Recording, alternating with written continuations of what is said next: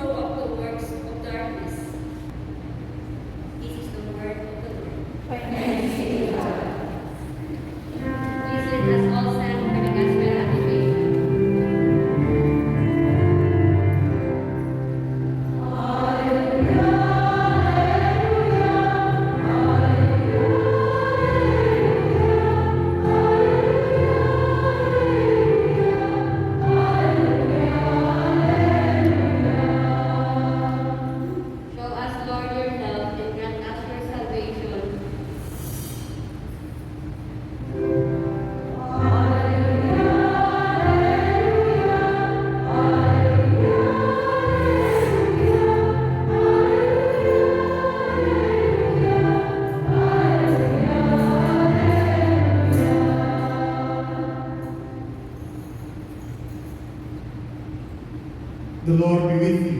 And with your spirit. A reading from the Holy Gospel according to Matthew.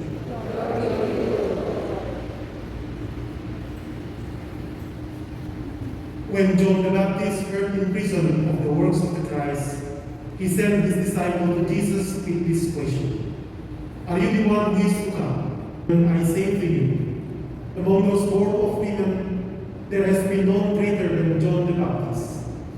Yet the least in the kingdom of heaven is greater than he. The Gospel of the Lord. Praise the Lord Jesus Christ.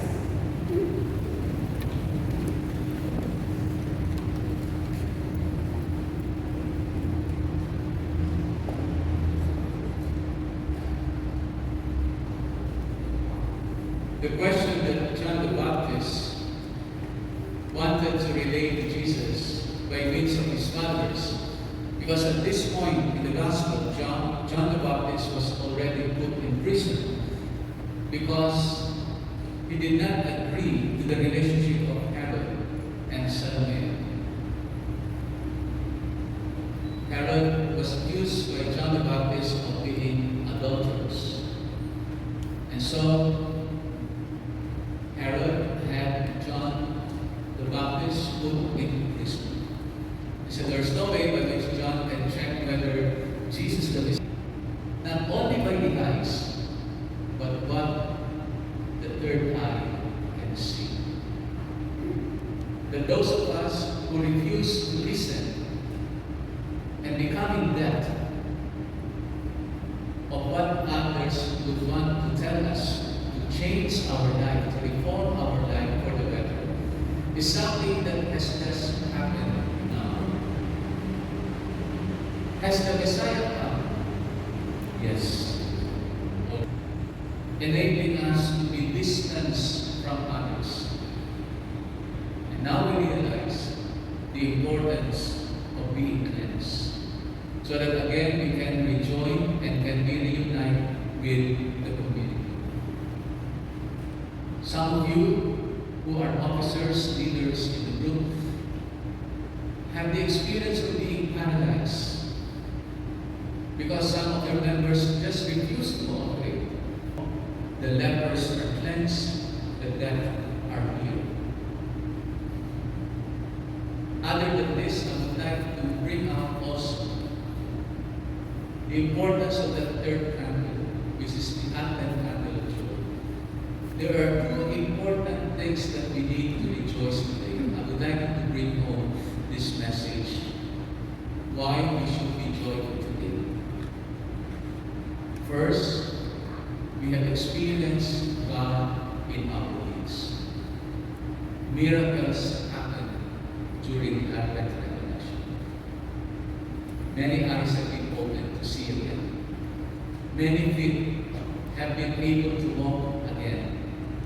And many ears are able to see and hear what is false and what is true. God is in our midst.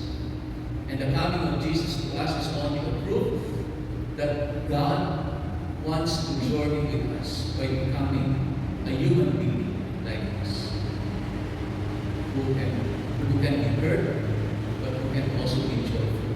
And many of the experiences that we have as human. From now on, we will, as a fellowship of prayer in this community, be journeying together as a center, as a big community, journeying with Christ. God has control, and that evil will always be defeated by God. And Jesus has shown us when He died on the cross and when He rose again from the grave. Two things why we should be rejoicing today and coming home joyful. God is in our midst.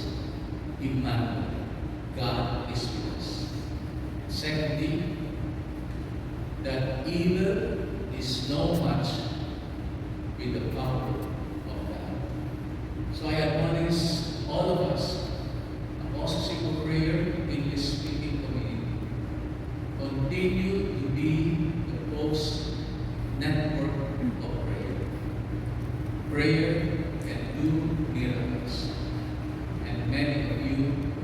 been a witness to that. Continue in your center to pray as of God today. And it is coming. And we know that it is coming. The coming of Jesus, who will be our Savior, who will be our Comforter. Let us now also prepare ourselves for the coming of your Son into the world. Help us ready our mind and heart, and so we pray, Father, through the coming of your Son, show us your love and compassion. Show us your love and compassion.